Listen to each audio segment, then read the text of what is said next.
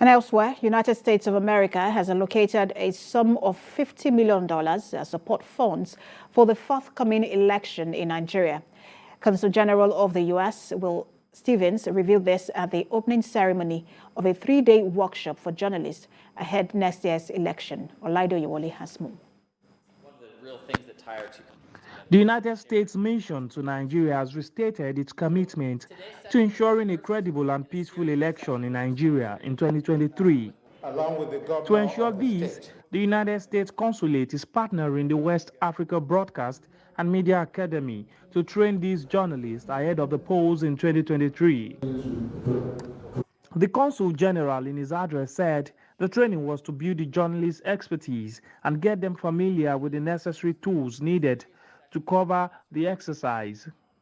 He disclosed that the United States, in its efforts to ensure a successful electoral process, it has made adequate financial support to aid the process. And we're supporting you to host these workshops for over 100 journalists and reporters as part of our efforts to support Nigeria's elections.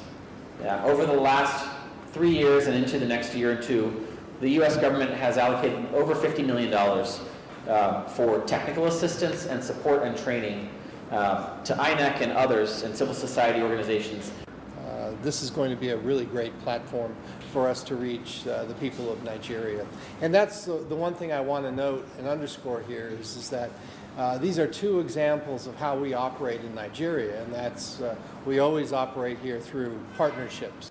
Participants at the workshop believe that the training will provide them the necessary knowledge and skills that will allow them cover the election with the required professionalism. We want to cover the election and we need to cover it well.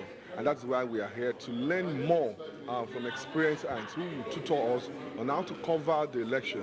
One thing we need to know that vote buying has already marred our electoral process, and we need to do more to ensure that we uncover people who do this.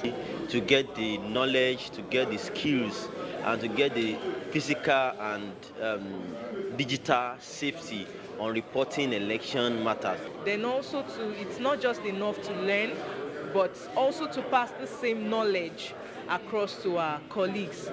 About 150 journalists have been selected in Lagos, Oyo, Enugu, and Port Harcourt for this training. Olaido Yewole, TVC News, Ibadan.